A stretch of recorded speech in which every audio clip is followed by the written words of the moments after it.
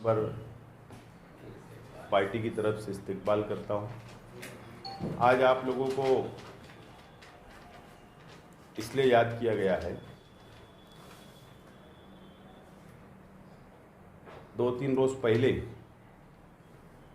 मालेगांव शहर के एमएलए मुफ्ती मोहम्मद इस्माइल साहब ने अपने एक जलसे में अभी ब्लॉन्स के अंदर उन्होंने तरह तरह की बातें की, लेकिन उन्होंने पावर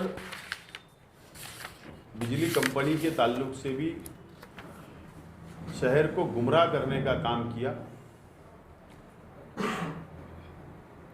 आप लोगों को पता है कि 16 अक्टूबर को इसी जगह पर हम लोगों ने प्रेस कॉन्फ्रेंस लिया था और दिवाली के बाद हम लोगों ने ये ऐलान किया था कि मालेगांव शहर बंद किया जाएगा और एक महामोर्चा निकाला जाएगा पावर कंपनी के खिलाफ में। ये तमामी अखबारात के अंदर भी खबर आई, यूट्यूब चैनल के ऊपर भी, और शहर की आवाम ने भी देखा, पढ़ा, सुना।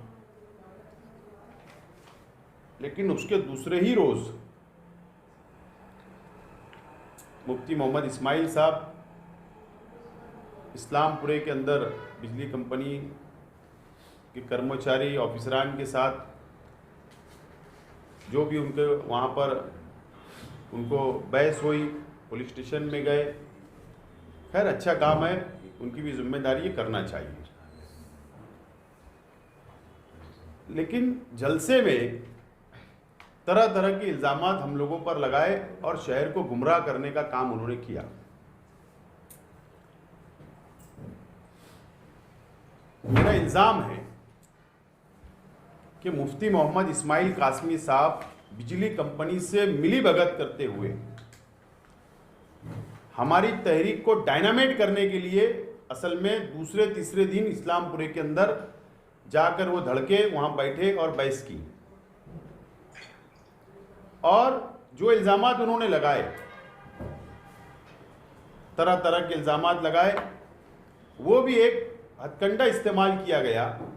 वो असल में हमारी अपनी तहरीक जो हम लोग ने ऐलान किया कि मजबूती के साथ एक शहर के अंदर कॉर्नर मीटिंग लेकर शहर के अंदर बेदारी पैदा करके हम लोग महा आंदोलन और शहर बंद करने वाले थे बिजली कंपनी के खिलाफ।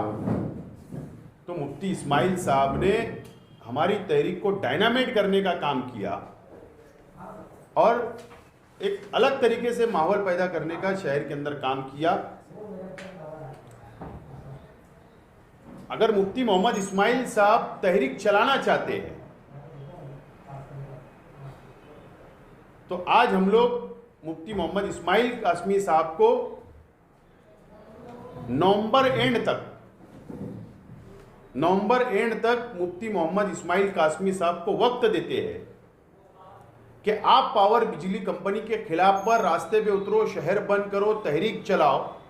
अगर आप शहर का फायदा कर सकते हो, जो अत्याचार कंपनी कर रही है, जो नाइंसाफ़ी शहर की आवाम के साथ कर रही है, जो जुल्म कर रही है कंपनी शहर की आवाम के साथ, चाहे बुनकर हो, छोटा मोटा धंधा करने वाले हो, चाहे घरगुती हो, तमाम ही लोगों के साथ जो अत्याचार कर रही है, जुल्म कर रही है, अगर आप शहर को फ़ायदा दे सकते हो, कंपनी से निजात दिला सकते हो, तो हम नवंबर एंड तक मुफ्ती मोहम्मद इस्माइल कासमी साहब के लिए टाइम देते हैं। वो तहरीक चलाए, वो शहर की आवाम को राहत देने का काम करे। बहरहाल हमारी अपनी तैयारी जारी रहेगी, हमारी तैयारी जारी रहेगी। पावर बिजली कंपनी के खिलाफ में हमारी मुकम्मल तैयारी हम लोग कर रखेंगे, वो कानूनी भी और फील्ड के ऊपर भी, माहौल बनाने के लिए भी। मैं आपको जो बिजली कंपनी जब से आई, शहर के कोई भी सियासी पार्टी को या कोई भी शख्स को आज तक हुकूमत महाराष्ट्र से जो एग्रीमेंट हुआ उसकी कॉपी आज तक कंपनी ने नहीं दी और न शहर के आवाम को बताई। ये मेरे पास हुकूमत महाराष्ट्र के साथ जो कंपनी का एग्रीमेंट हुआ है, ये उसकी कॉपी मैंने हासिल किया हूँ, यह आपके सामने मैं बता रहा हूँ। और अब इसके ऊपर हम लोग स्टडी करके जो भी रिक्वायरमेंट, जो भी सहूलत देना, कैसी सहूलत कंपनी के ज़रिए शहर को देना, कैसे वसूल करना, मीटर निकालना नहीं निकालना, तमाम ही चीज़ें इसके अंदर लिखी हुई है। हम इस एग्रीमेंट के आधार के ऊपर कागजी कार्रवाई, कानूनी कार्रवाई, हमारी तैयारी हम लोग शुरू रखेंगे। और अब इस एग्रीमेंट के हिसाब से हम लोग कंपनी से सवाल जवाब करने की शुरुआत हम लोग करेंगे ताकि शहर की आवाम को राहत मिले। दूसरी बात,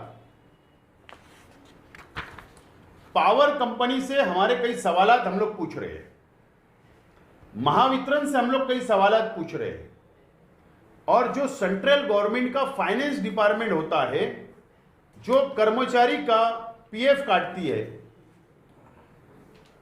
चाहे वो कॉरपोरेशन के कर्मचारी हो, चाहे मानधन के कर्मचारी हो, चाहे प्राइवेट कंपनी के कर्मचारी हो या नौकर हो, कानून है कि जितना पगार वो नौकर को होगा, जो कर्मचारी को होगा, उसके 2 या 5% पीएफ गवर्नमेंट के अकाउंट में जमा कराना ये ज़रूरी होता है। वो कर्मचारी, वो नौकर की तमाम ही मालूमात, उसका नाम, उसका पता कि हमारी कंपनी में फला फला आदमी काम कर रहा है, नौकरी कर रहा है, उसकी पूरी मुकम्मल मालूमात उनको देना पड़ता है पीएफ कमिश्नर के पास, सीओ के पास, जो नासिक में इसका ऑफिस है।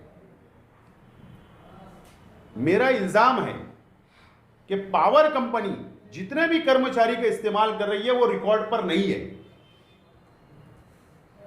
रिकॉर्ड पर नहीं है, पीएफ नहीं कट रहा है, गवर्नमेंट के पास वो कर्मचारियों की मालूमात जमा नहीं है। हम लोग प्राइवेट कंपनी को भी लेटर दे रहे हैं, हम लोग महावितरण कंपनी को भी, गवर्नमेंट को भी लेटर दे रहे हैं, और हम लोग पीएफ डिपार्टमेंट, जो फाइनेंस डिपार्टमेंट सेंट्रल गवर्नमेंट की ऑफिस है नासिक में, कल हमारा ये लेटर उनको भी जाएगा। हमने ये पूछा है कि देश भर के कौन कौन से राज्य के कर्मचारी मालेगांव शहर के अंदर काम कर रहे हैं कंपनी में। हमने दूसरा सवाल ये पूछा है कि महाराष्ट्र से कौन कौन से जिले के लोग मालेगांव शहर के अंदर काम कर रहे हैं कंपनी में। और तीसरा सवाल हमने ये पूछा है कि मालेगांव शहर और मालेगांव तालुके में के कितने कर्मचारी, कौन कौन व्यक्ति काम कर रहा है, उसकी मालूमात हमने मांगी, और उनके पूरे नाम, पता, और कितने लोग का पीएफ ये जमा करा रहे हैं और कितने लोग इलीगल तौर पर वो काम पर रखे हैं। ये गवर्नमेंट का भी नुकसान कर रहे हैं और कर्मचारियों का भी नुकसान कर रहे हैं। इस तरीके का फ्रॉड करने का काम ये कंपनी कर रही है। ऐसी मुकम्मल मालूमात हम लोग मांग रहे हैं, और ये मालूमात हमारे पास आ जाने के बाद मेरी मालूमात है कि कंपनी डायरेक्ट कोई भी कर्मचारी को पेमेंट नहीं देती, डायरेक्ट उनके पास उसकी लिस्ट, उसकी मालूमात नहीं होती। ये मेन कंपनी दूसरी कंपनी को टेंडर देती है या तीसरी कंपनी को टेंडर देती है, वो उसको पैसा देती है और वो सबको पगार देता है। यानी एक तरीके से कानून के खिलाफ ये पावर कंपनी काम कर रही है। हम लोग इसकी भी मालूमात ले रहे हैं, इसके खिलाफ भी कानूनी कार्रवाई करेंगे, और एग्रीमेंट के मुताबिक हमारी अपनी तैयारी नवंबर एंड तक हम लोग जारी रखेंगे। लेकिन आज हमारा मुफ्ती मोहम्मद इस्माइल कासमी साहब को हम वक्त देते हैं कि अगर शहर का फ़ायदा आप करा सकते हो तो ज़रूर आप फ़ायदा कराइए। आपको जितनी ताकत से लड़ना है लड़िए, शहर का फ़ायदा होना हमारा ये मकसद है।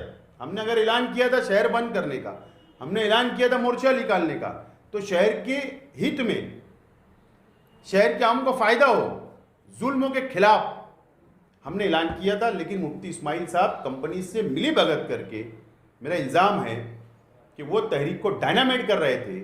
इसके लिए आज हमने उनको वक्त दे दिया कि आप तहरीक चलाओ, हम नवंबर एंड तक देखेंगे कि आप शहर का क्या फ़ायदा करने वाले हो, क्या कंपनी से निजात दिलाने वाले हो। आपके पास तो पावर है, आप तो असेंबली के नुमाइंदे हो, आपको तो असेंबली में बोल सकते हो। आपके पास तो इतने पावर है कि सीएम आपको बुलाता है, गाड़ी में बैठाता है। मैंने सुना हूं कि गाड़ी के अंदर आपको सीएम बैठा लेता है। तो फिर महाराष्ट्र से इससे बड़ा शख्स तो कोई हो ही नहीं सकता कि जो शख्स सीएम जैसा शख्स महाराष्ट्र के सीएम एमएलए साहब को गाड़ी में बैठा रहे थे। यार इनका तो चुटकी बजाने का काम है। ये चुटकी बजा ले, वे सीएम पास जाए, कंपनी का एग्रीमेंट रद्द करवा दे, कंपनी पे कार्रवाई करवा ले। हम आपको नवंबर तक टाइम देते हैं, और नहीं तो अल्लाह के वास्ते कंपनी से मैनेज होकर आप ये शहर का नुकसान ना करें। और नहीं तो भी नवंबर के बाद हम लोग राष्ट्रवादी कांग्रेस पार्टी के जरिए ज़बरदस्त तहरीक चलाएंगे। तो कम से कम आप हमको वक्त दे देना। इसीलिए आज की प्रेस कॉन्फ्रेंस बुलाई गई थी। बाकी आपको कुछ सवाल करना है तो आप कर सकते हैं।